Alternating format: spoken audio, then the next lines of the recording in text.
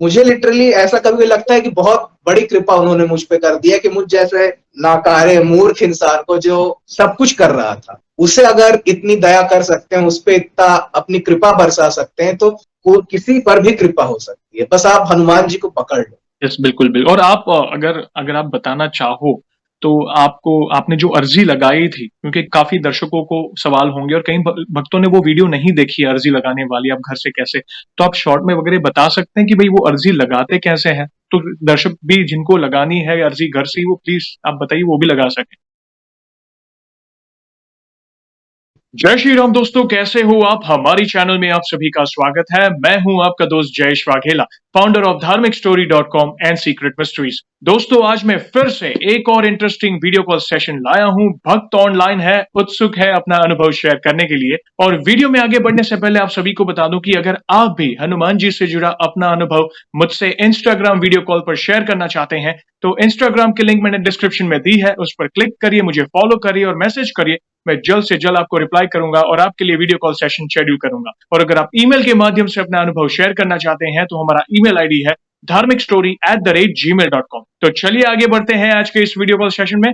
नमस्कार सर, जय श्री राम आपको। जय श्री राम भैया। आपका बहुत बहुत स्वागत है आज के इस वीडियो कॉल सेशन में, और धन्यवाद भी जो आपने अपना समय निकाला और इनिशिएटिव ले रहे हैं अपना हनुमान जी से जुड़ा अपना अनुभव शेयर करने के लिए। तो वंस अगेन आपका बहुत बहुत स्वागत है। तो सबसे पहले ये बताइए कि आपका पूरा नाम क्या है और आप कहाँ से बिलोंग करते हैं? भैया, मेरा पूरा नाम नृसिंहधर द्विवेदी है और मैं रीवा मध्य प्रदेश से। ओके, क्या बात है, मध्य प्रदेश से आज एक और सब्सक्राइबर जुड़ा है, क्योंकि लास्ट काफी अनुभव जो अभी रिसेंटली मैंने शेयर किया, वहां से मध्य प्रदेश से ही काफी भक्त जुड़े थे, जबलपुर है और अलग अलग भोपाल से भी जुड़े थे। तो बहुत अच्छा लग रहा है आपसे जुड़कर। दूसरा सवाल, जीवन में सबसे पहले आप हनुमान जी की शरण में कब गए थे, यानी उनकी पूजा भक्ति जीवन के ऐसे कौन से मोड़ पर आपने शुरू की थी सबसे पहले, और पाठ वगैरह क्या क्या करते थे, आप सारे दर्शकों को बता सकते हैं?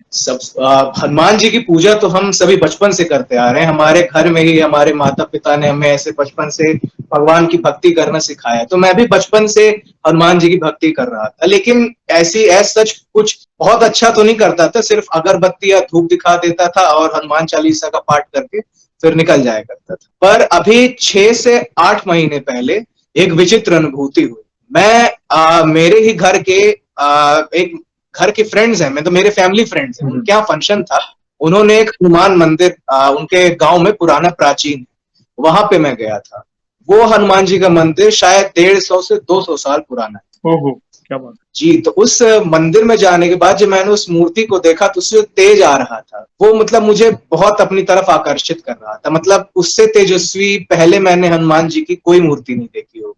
तो फिर वहां से मेरे अंदर हनुमान जी की पूजा करने की एक अलग इच्छा सी उत्पन्न हुई। और वहां कीर्तन वगैरह भी चल रहा था, तो वो जो कीर्तन का पूरा साउंड है वो जो कानों में जाता था तो बहुत अच्छा लगता था। तो वहां से भक्ति करने का एक अलग से अपना मन चालू हो गया। और मैं आपको बताना चाहूंगा, मैं 4-5 साल लगातार मैंने नॉनवेज का भी सेवन किया था। ओके।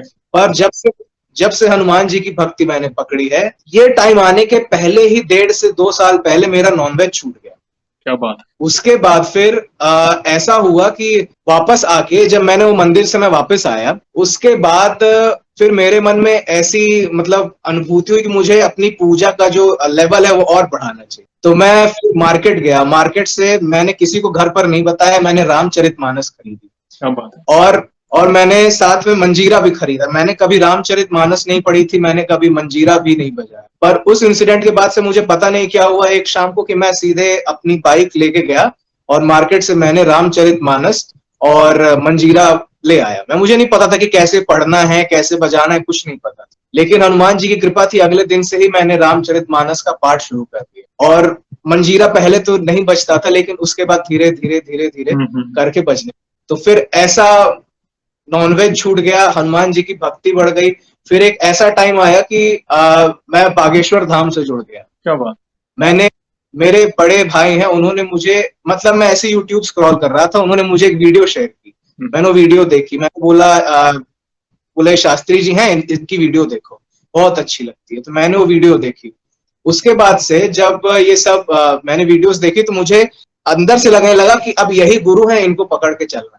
तब से ही मैंने उनको अपना गुरु मान लिया। तो उसके बाद से लाइफ एकदम से चेंज हो गई। मैंने फिर मुझे एक दिन सपना आया रात। सपने में मुझे मतलब रात के करीबन 1:30 से 2 बज रहे होंगे, मुझे सपना आया था। सपने में मुझे हनुमान जी की एक छवि दिखी और वो इतनी इतनी सुंदर थे, इतने अच्छे लग रहे थे कि मैं वो छवि को कभी भूलना नहीं चाहूंगा अब अपनी लाइफ।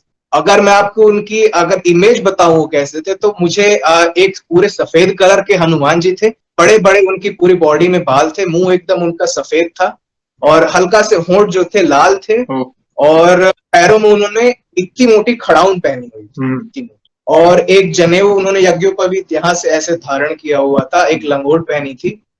ऐसा उन्होंने मतलब मुझे ऐसे खड़े पोजीशन में वो दिखाई दिए। फिर मैं फिर मुझसे वो कहते हैं कि अगर तू मुझे रामचरितमानस का पाठ सुनाएगा और सुंदरकांड का पाठ सुनाएगा, तो फिर जो तू चाहेगा, जो तू बोलेगा, वो मैं कर दूंगा। बहुत बढ़िया। ये सपना आने के बाद फिर मुझे लगा ऐसा कि हो सकता है कि गलती से आ गया हो, या मैंने कुछ कोई वीडियो देखी हो, हनुमान जी को इतना सोच रहा हूँ, याद कर रहा हूँ, तो शायद इस वजह से आया हो। फिर एक रात मेरे मन में आया कि मैं हनुमान जी का टेस्ट, खैर मैं होता तो कोई नहीं हनुमान जी का टेस्ट लेने वाला, लेकिन मैंने एक सोचा कि हनुमान जी का टेस्ट लेंगे, हो सकता है ऐसी सपना आ गया हो, तो फिर से आपका टेस्ट लेंगे, इस बार आप आके दिखाइए। मतलब मैंने एक चैलेंज टाइप का कर दिया। तो फिर रात के करीबन 2-2:30 बज रहे होंगे भैया, मेरा मन एकदम से भारी हो गया और हमारे घर में, हमारे पूजा मंदिर में एक हनुमान जी का बहुत बड़ा सा पोस्टर लगा हुआ है एकदम सामने। तो उस पोस्टर से मुझे ऐसा लग रहा था कि वो मतलब मेरी आंखें बंद है, मैं सपना देख रहा हूँ, लेकिन मुझे फील हो रहा है कि उस पोस्टर से कोई उतर के, मतलब सिंहासन है जो भगवान जिसमें रहते हैं, उतर रहा है। और उनकी पूरी इमेज, पूरी छवि नहीं थी, सिर्फ उनके पैर दिख रहे थे और उनके जो पैर में मोटे मोटे कंगन होते हैं वो दिख रहे थे। फिर उसके बाद वो एकदम से ऐसा लगा कि वो पैर नीचे उतर रहे हैं। फिर उन्होंने बेड पे पैर रखा, फिर वो नीचे जमीन पर पैर रख रहे हैं और वो धीरे धीरे धीरे करके कमरे से बाहर आ रहे हैं। चल फिर वो बाहर हुए, फिर हमारे घर में एक फ्रिज रखा है बरंडे में, फिर मुझे ऐसा लगा कि वो फ्रिज तक आ गए। फिर थोड़ा आगे आए तो पिलर है राइट हैंड साइड में, मुझे लगा वो, अब मुझे दिख रहा है वो सब, दिमाग में रिकॉल हो रहा है तो पिलर तक गए, फिर ड्रेसिंग टेबल तक आ गया, फाइनली मेरे रूम के दरवाजे तक आ गए और फिर मेरे बगल में आके इधर खड़े हुए। और मैं इतना डर गया था, मेरे पसीने छूट गए थे, अक्टूबर का टाइम था, वो ठंडी का टाइम था। मुझे इतना डर लगा कि मैंने बगल में चादर रखा था, मैंने उस चादर को अपने ऐसे पूरा ओढ़ लिया। और फिर मेरे साथ एक तुलसी की माला रख कि मैं ऐसे रात में जाप करता हूँ सोते वक्त कि 1 माला 2 माला करता हूँ। तो मन इतना भारी लगा, इतना शांत मन लगा, मुझे कुछ नहीं समझ आ रहा था, इतना डर लग रहा था। मैंने वो माला जपना चालू कर दिया, मैंने राम राम राम राम राम राम करना चालू कर दिया। उसके बाद फिर 5-10 मिनट बाद फिर मेरा मन हल्का लगने लगा एकदम से। फिर मुझे लगा कि अब मैं ठीक। तो फिर डर तो तब भी था, फिर मैंने एकदम से अपने फोन का टॉर्च ऑन किया, फिर मैंने पूरे कमरे में ऐसे ऐसे करके देख रहा हूँ डर के मारे। फिर वो फीलिंग शांत हो गई और फिर रात में फिर मैं सो पाया। प्रभु की विशेष कृपा है आप पर। आपने जिस तरह अपनी जर्नी शुरुआत की, उनकी शरण में गए, कैसे उस पुराने मंदिर, जो सिद्ध मंदिर आपने बोला, वहां पे आप गए, वो तेज आपने देखा, आपको प्रेरणा हुई, आपके अंदर वो भाव प्रकट हुए कि नहीं, मुझे लाइक करना है, कुछ ना करना है। फिर इतने सालों से आप जो नॉनवेज खा रहे थे वो ऑटोमेटिक छूट गया प्रभु की शरण में जाने के बाद। फिर आपको प्रेरणा मिली कि क्यों ना मैं रामायण का पाठ करूं। फिर आप बाजार गए। ये एक कड़ियां जुड़ रही है। आप जैसे बता रहे हो ना, ये एक मेरे सामने फ्रेम बन रही थी। आपने सपने के बारे में वर्णन किया, तब प्रभु आपके सामने आए, कैसे आए, उनके जो चरणाविंद है, आपने बताया कि वो कैसे वो पोस्टर से बाहर आए। एक इमेजिनेशन हो रही थी, वो पिक्चर, एक दृश्य मेरे सामने आ रहा था और गूज बम्स आ रहे थे। वो क्या सीन होगा, मैं वो सोच रहा हूँ। मैं बहुत उत्सुक हूँ। प्लीज आगे बताइए, और भी क्या क्या हुआ आपके जीवन में हनुमान जी की कृपा से, बताते जाइए। जी भैया, बागेश्वर धाम से रिलेटेड हमारे बहुत सारे अनुभव रहे हैं। तो बागेश्वर धाम में हमने जब गुरु जी को अपना गुरु मान लिया, उसके बाद फिर मैंने कहा कि मैं घर से ही अर्जी लगाऊंगा, क्योंकि घर से 200 किलोमीटर लगभग दूर है हमारे बागेश्वर धाम। तो मैंने सोचा कि मैं घर से अर्जी लगा देता हूँ, स्वीकार हो गई तो ठीक है, नहीं तो फिर धाम जाऊंगा। तो फिर मैंने विधि देखी यूट्यूब से कि क्या विधि है। तो जब उन्होंने बताया कि आप लाल कपड़ा लीजिए, उसमें 5 लौंग डालिए, फिर आप सीधे हाथ का उतारा करिए, फिर उल्टे हाथ का 7 बार उतारा करिए और अपनी मनोकामना बोलिए। वो सब मैंने पूरी विधि पूजा पाठ करने के बाद वो सब की। फिर मैंने वो नारियल अपने पूजा घर में रख दिया। फिर 1 दिन हो गया, 2 दिन हो गया, 3 दिन हो गया, ऐसा कहा जाता है कि आपको सपने में बंदर दिखाई देंगे। लेकिन मेरे केस में ऐसा था कि मुझे सपने में, अब मैं सोच रहा था कि मुझे सपने में क्यों नहीं आ रहे हनुमान जी, क्यों नहीं आ रहे बंदर। अब मैं निराश हो गया था। फिर एक दिन मैंने ऐसे ही यूट्यूब पे और सर्च किया वीडियो में कि आपकी अर्जी स्वीकार ना हो तो क्या किया जाए।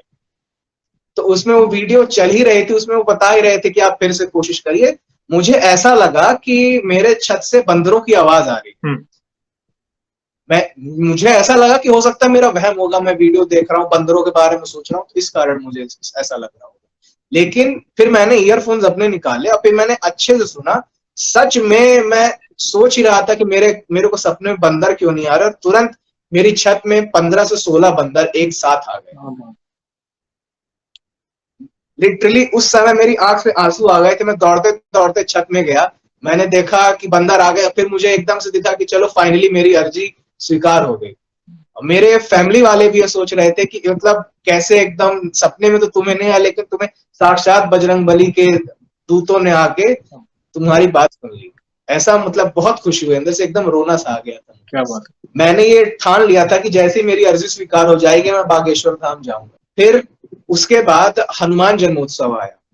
हनुमान जन्मोत्सव के दिन भी हमारे घर में हमने छत पे बहुत सारी बेर रखी हुई थी।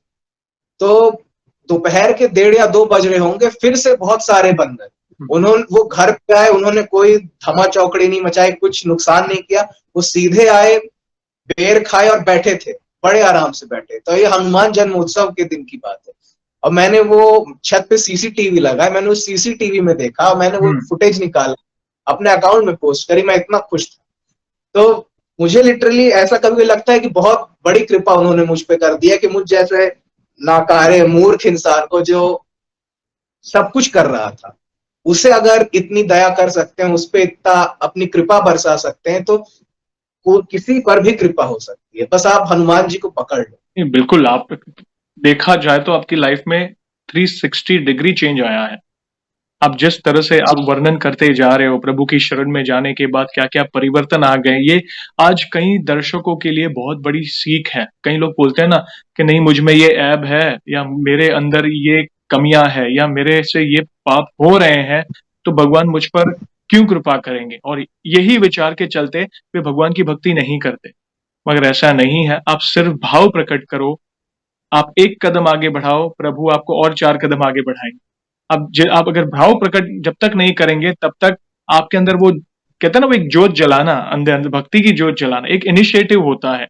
एक कदम आगे बढ़ाओ, वो भाव प्रकट करो, प्रभु ही आपको वो मार्ग खुला कर देंगे और आपको आपका हाथ पकड़ के आपको आगे लेके जाएंगे, प्रेरणा देते जाएंगे, मुझे ये करना है, ये करना है। फिर गुरु के आप शरण में गए, बागेश्वर धाम के बारे में आपको विचार आने, वो एक संजोग हो जाएगा, कड़ियां जुड़ती जाएंगी। नहीं तो प्रभु की मर्जी के बिना आप उनका नाम भी नहीं ले सकते, राम नाम भी नहीं ले सकते, भक्ति का मार्ग तो दूर की बात है। मतलब कहते हैं ना कि जो होता है उनकी मर्जी से होता है। तो यस, आज आपके अनुभव से काफी लोगों को इंस्पिरेशन मिलने वाली है और मिल भी रही है, क्योंकि मैं सुन रहा हूं ना जिस तरीके से, क्योंकि आज का जो युवा है कई बार वो भटक जाता है, गलत चीजों में पड़ जाता है, भक्ति भाव से दूर हो जाता है, और कहते हैं ना व्यसन के चक्कर में पड़ जाता है, नॉनवेज के पीछे पड़ जाता है, और खुद के कंफर्ट जोन के बाहर नहीं आ पाता है। तो आप एक ऐसा एग्जाम्पल सेट कर रहे हो, आपको देख के कई लोगों को इंस्पिरेशन मिलेगी हनुमान जी की शरण में जाने के लिए। तो मैं बहुत और भी उत्सुक हूँ, प्लीज, और भी अनुभव है तो प्लीज प्लीज शेयर करें। बागेश्वर धाम से रिलेटेड और भी अनुभव भैया। बागेश्वर धाम में एक सिद्ध अभिमंत्रित नारियल मिलता है। जब आप बागेश्वर धाम जाएंगे, वहां पे धीरेन्द्र शास्त्री हैं, उन्होंने वो अपने जप तप से उन नारियलों को अभिमंत्रित करते हैं, मतलब उनमें बहुत सारी पॉजिटिव एनर्जी भर देते हैं। तो हम उसे नारियल ना कह के सीताफल कह लें, वो ज्यादा अच्छा है, क्योंकि वो एक फल के समान है। तो मेरे साथ ऐसा इंसिडेंट हुआ भैया कि मैं जिस दिन बागेश्वर धाम गया था, मैंने लोगों से पूछा कि मतलब ये फल का वितरण, नारियल का वितरण कब होता है। तो उन्होंने बताया कि ये आपको 9 बजे के बाद ही मिलेगा। और मुझे 8 बजे सुबह मेरी बस थी, मुझे वापस अपने शहर निकलना था। और मैं चिंतित हो गया था कि अब मैं इतनी दूर आया, मुझे नारियल भी नहीं मिलेगा, कुछ नहीं मिलेगा। मैं बालाजी से मन ही मन बोल रहा था कि कुछ भी करके बस एक बार अपना आशीर्वाद फलस्वरूप वो नारियल मुझे दे। और आप विश्वास नहीं करेंगे भैया, आज तक वो जो जहां पे वो नारियल मिलता है वो 9 बजे के पहले नहीं खुली, लेकिन उस दिन 7 बजे मैं दर्शन करके निकला और जैसे ही मैं नीचे उतरा वो मिल रहा था नारियल। इसके अलावा हमें बागेश्वर धाम में परिक्रमा लगानी होती है। तो परिक्रमा का सिस्टम ऐसा होता है कि आपको जाना होता है और आपको वो जो पर्वत में बालाजी विराजे हैं उस पर्वत की आपको परिक्रमा करनी होती है। आप 21 परिक्रमा करते हैं तो आपकी एक पेशी मानी जाती है। मैं आज तक अपनी लाइफ में 21 किलोमीटर नहीं चला, 1.5 से 2 किलोमीटर ज्यादा हार्डली कभी चला हो, लेकिन प्रभु की ऐसी शक्ति हुई, प्रभु की ऐसी कृपा हुई मुझ पे कि वो 21 किलोमीटर मैंने नंगे पैर कर डाले। क्या बात है। और सिर्फ जब कर रहा था सीताराम हनुमान का कीर्तन करते, मेरे साथ और भी लाखों लोग चल रहे थे। कोई बहुत परेशान है, कोई दुखी, बहुत सारे दुखी लोग दिख रहे थे मुझे। किसी के आंख से आंसू बह रहे हैं, किसी का हाथ सही नहीं है, किसी का पैर लंगड़ा के चल रहे हैं, लेकिन वो सारे ही कर रहे हैं। तो मुझे अंदर से प्रेरणा आ रही थी कि अगर ये इतना कर रहे हैं तो मैं क्यों नहीं कर सकता। तो एक अंदर से प्रेरणा आई और मैंने फिर वो 21 किलोमीटर की परिक्रमा पूरी खत्म कर दी। रात को 2:30 बजे से मैंने परिक्रमा करना शुरू किया और सुबह 5:30 बजे तक मैंने सारी 21 किलोमीटर की परिक्रमा खत्म कर दी। और फिर उसके बाद बहुत अच्छे से बालाजी के दर्शन हुए। इनफैक्ट उसके एक रात पहले जब हम पहुंचे थे, उस रात भी इतनी भीड़ होने के बावजूद हमें कोई लाइन नहीं लगना पड़ा, कुछ नहीं करना पड़ा, सीधे बालाजी के दर्शन हो गए। रात में भी हो गए, फिर अगले दिन सुबह फिर हो गए। क्या बात। अब इसे ही कहेंगे और क्या कहेंगे मैं नहीं बता सकता, लेकिन बहुत बड़ी कृपा थी हनुमान जी की, मुझे 2 बार इतने अच्छे से दर्शन प्राप्त। क्योंकि आपके अंदर तड़प है ना प्रभु को पाने की, प्रभु की कृपा पाने की, आप उनकी शरण में हो।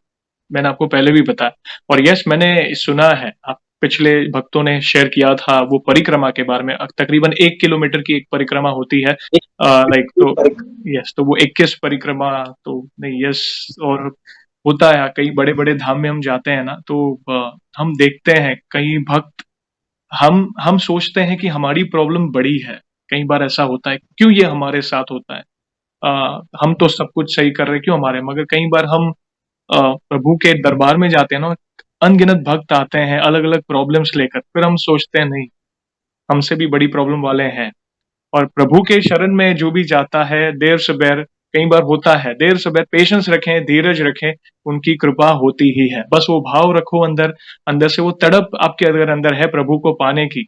आपने बोला 1 से 1.5 किलोमीटर मुश्किल से चले थे, और कहाँ पे वो 21 परिक्रमा, अप्रोक्सीमेटली 21 किलोमीटर, और वो भी कुछ ही घंटों में, और प्लस प्रभु के दर्शन भी आपको 2 या बार हुए, तो उनकी विशेष कृपा है आप पर। बहुत बहुत अच्छा लगा। प्लीज और भी कोई अनुभव हो तो शेयर करें। जी भैया, तो वो जो नारियल होता है वो मैं घर लेके वापस आया, तो काफी थका हुआ था, मैं आके सो गया था, मेरे पैरों में छाले से पड़ गए थे क्योंकि इतना चला था। उसके बाद फिर जब मैं घर आके सो गया तो घर पर मेरी माता जी को फिर दोपहर में सपने में बालाजी की सेना दिखाई दी। हमारे घर का एक वरांडा है, उस वरांडे में उन्हें एक बंदर दिखाई दिया जो कि गदा लिए ऐसे खड़ा हुआ था दरवाजे के बाहर। फिर जब मैं उठा शाम को, फिर मेरी माता जी ने मुझे बताया, तब मैं जाना कि अब साक्षात सेना घर पर आ चुकी है। ये कोई मिथ नहीं है कि प्रभु की कृपा होती है, सच में सेना आपके घर में आ जाती है। अगर आप वो नारियल अपने घर में लेके आएंगे, सचमुच आपके घर में सेना पहुंच जाएगी, आपके सारे काम सध जाएंगे, आपका सब कुछ हो जाएगा। बस आप नियम का पालन करें, बाकी सब प्रभु देख ले। यस, बिल्कुल बिल्कुल। और आप अगर आप बताना चाहो तो आपने जो अर्जी लगाई थी, क्योंकि काफी दर्शकों को सवाल होंगे और कई भक्तों ने वो वीडियो नहीं देखी है अर्जी लगाने वाली, आप घर से कैसे, तो आप शॉर्ट में वगैरह बता सकते हैं कि भाई वो अर्जी लगाते कैसे हैं, तो दर्शक भी जिनको लगानी है अर्जी घर से ही, वो प्लीज आप बताइए, वो भी लगा सके। पहले आप स्नान वगैरह करके आप सुबह एकदम अच्छे से रेडी हो जाएं, हनुमान जी का पूजा पाठ करें। अगर आप रामचरितमानस पढ़ते हो तो बहुत अच्छी बात है, आप उनको 5 दोहे 10 दोहे जो आपकी भक्ति हो आपको सुनाएं, सुंदरकांड का पाठ सुनाएं। फिर धूप दीप भोग लगा के एक पूजा करने के बाद एक लाल कपड़ा ले, लाल कपड़े में सिंदूर, उस नारियल में सिंदूर लगा दे, पूरे नारियल को सिंदूर लगा दे। उसके बाद 5 लौंग रखें उस नारियल के साथ और उसको बांध दे, और बांधते वक्त ही आपको अपनी अर्जी 3 बार बोलनी है। ओके। आपकी जो इच्छा है, चाहे अगर आप विवाह से रिलेटेड आपकी क्वेरी है तो आप उसको पीले कपड़े में बांधें। अगर आपके घर में प्रेत बाधा है, नेगेटिव एनर्जी है, तो वही चीज आप काले कपड़े में बांधें। और अगर आपको आपकी कोई पर्सनल मनोकामना है जो आप पूरी करना चाहते हैं तो उसे आप लाल कपड़े में बांधिए। प्रोसीजर वही सेम है, नारियल और वो 5 लौंग रख के आपको मन ही मन में अपनी इच्छा 3 बार बोलनी है। फिर उस नारियल को गठान लगा देनी है। फिर उसके बाद अपनी पूरी मुट्ठी ऐसे बांध कर आपको मन ही मन में बालाजी और सन्यासी बाबा को याद करना है कि आपको कहना है, हे बालाजी, हे सन्यासी बाबा, हमारी अर्जी सुनो, हमारी अर्जी सुनो, हमारी अर्जी सुनो। ऐसे करके आपको फिर से 3 बार अपनी मनोकामना बोलनी है और फिर उस नारियल को अपने पूजा घर में आप रख दें। अगर आप धाम नहीं जा पा रहे हैं तो आप उसे घर पे रखे रहेंगे, और अगर आप धाम जा रहे हैं तो नारियल अपने साथ ले जाके, वहां अनेकों नारियल बंधे हैं, वहां जाके आप एक अपना भी नारियल बांधे। मैं साक्षात गवाह हूं इस चीज का कि मैं जो भी मांगा हूं बाबा से वो धीरे धीरे सब पूरा हो। क्या बात। ये कृपा हो रही है। बिल्कुल, बिल्कुल। क्योंकि ये सवाल इसलिए पूछा क्योंकि हाल ही में बागेश्वर धाम की जो चर्चा आपको पता है हर जगह है, प्रभु की कृपा, विशेष कृपा लोगों पर हो रही है। और अर्जी के बारे में लोगों को सवाल थे क्योंकि हर भक्त नहीं पहुंच पा रहा है क्योंकि आपको मालूम होगा कि कहीं ना कहीं लोगों के लिए, समझो अगर आप एमपी में है तो कोई समझो आसाम से जाना चाहे या साउथ से जाना चाहे, यहाँ पे हजारों किलोमीटर की ट्रैवलिंग हर किसी के लिए संभव नहीं है, तो कैसे वो घर से अर्जी लगा सकता है। तो इसलिए थैंक यू वेरी मच, आपका बहुत बहुत धन्यवाद। आपने जिस तरह, क्योंकि कहीं ना कहीं किसी के लिए ये काफी मददगार हो सकता है। Thank you very much. जी। और भी कोई अनुभव हो बागेश्वर धाम से जुड़ा या हनुमान जी, मतलब कोई भी आपका है कोई कृपा, प्लीज आप शेयर करें। इसके बाद जब मेरी माता जी को सपना आया था, उसके कुछ दिनों बाद, लगभग 15-20 दिन बाद फिर से उन्हें सपना आया। उन्हें ऐसा लगा कि उनके कान में कोई उनसे बोल रहा है कि तुम बागेश्वर धाम आओ, तुम बागेश्वर धाम आओ, तुम बागेश्वर। 3 से 4 बार उन्हें ये बोला, फिर उनकी नींद टूट गई। फिर जब वो उठी तो उन्होंने फिर मुझे मतलब मैं सोचता हूँ मुझे इतने सपने नहीं आ रहे, मेरी माता जी को मुझसे ज्यादा सपने आ रहे। मतलब मुझे प्रभु नहीं बोल रहे, लेकिन उन्हें बोल रहे हैं कि आप भी आओ, आप भी आओ, आप भी आओ। तब वो भी कह रहे हैं कि अब वो भी मेरे साथ जाएंगे। और इनफैक्ट ऐसी कृपा हुई कि हमारे घर में सब ने लहसुन प्याज छोड़ दिया, कोई भी नहीं खाता। मेरे पिताजी पहले से ही बहुत सात्विक इंसान रहे, वो कभी लहसुन प्याज का सेवन नहीं करते। तो मेरी माँ को पहले दिक्कत जाती थी बनाने में कि एक आदमी है, अब कैसे बनेगा, बाकी सब। तो अब ऐसा हो गया है कि अब कोई भी नहीं खाता, तो अब घर में प्याज लहसुन आना ही बंद हो गया। इसके अलावा भैया हमारे रीवा में बहुत सिद्ध मंदिर है, 3 मंदिर है, जिनको एक बहुत बड़े संत थे, चीरुल दास नाम था, उन्होंने वो 3 मंदिर स्थापित किए थे। एक है चिरहुला नाथ स्वामी, एक है राम सागर और एक है खेम सागर।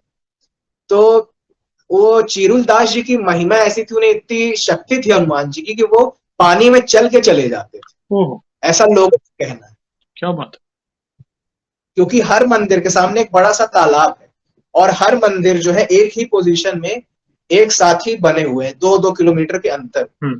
तो वो पूरा तालाब चल के चले जाते थे, इस पार से उस पार। अब ये फिर प्रभु की महिमा हो सकती है। इसके अलावा मैं आपसे एक और चीज शेयर करना चाहूंगा।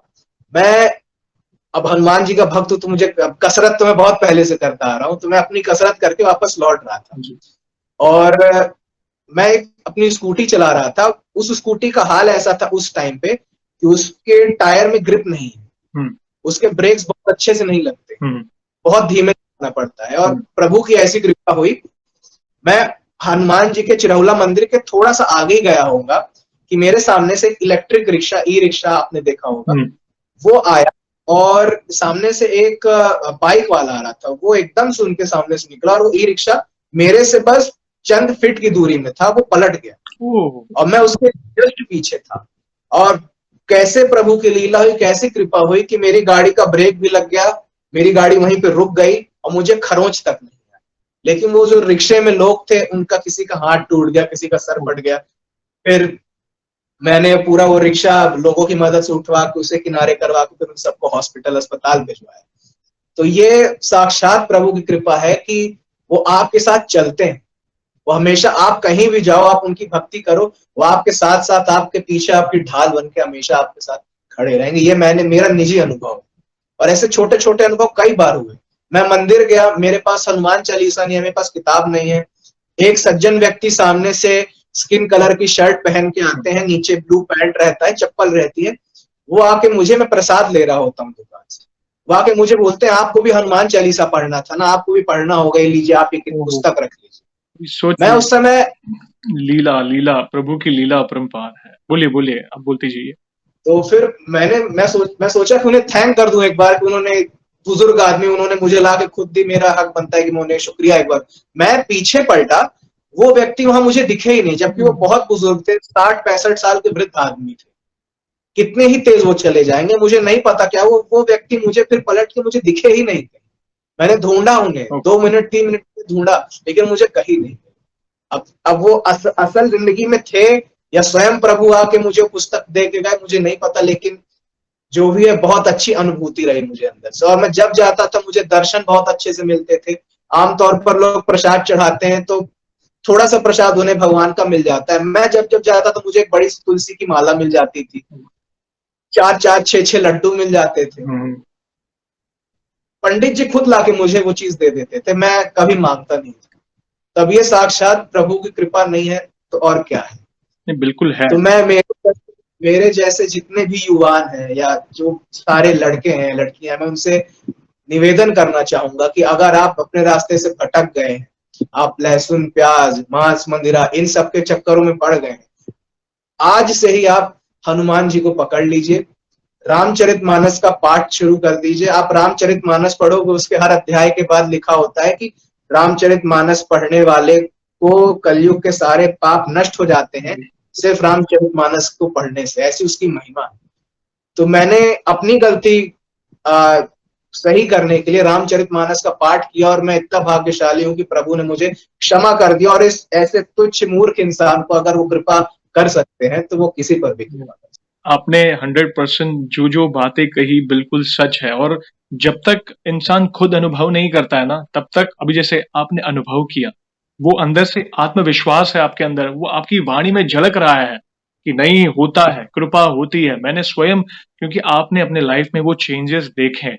और मैं सारे दर्शकों को वही बोलना चाहूंगा, अगर आपको लगता है जीवन में अगर आप भटक रहे हो, सोल्यूशन नहीं मिल रहा है, आपको पता है कि ये गलत है, मगर फिर भी आप वही किए जा रहे हो और उससे छुटकारा नहीं मिल रहा है, आप हनुमान जी की शरण में चले जाओ, अपने आप को उनके प्रति समर्पित कर दो, वो भाव प्रकट करो। देखना, आपका भाव, आपका जो शुद्ध भाव है ना, आप वो प्रकट करोगे ना, प्रभु सब कुछ ऐसे अरेंज होते जाएगा, कैसे बुरी चीज से आप दूर होते जाएंगे, अच्छी, जैसे आप रामचरितमानस अगर आप पढ़ रहे हो तो समझो हनुमान जी कितने प्रसन्न होंगे।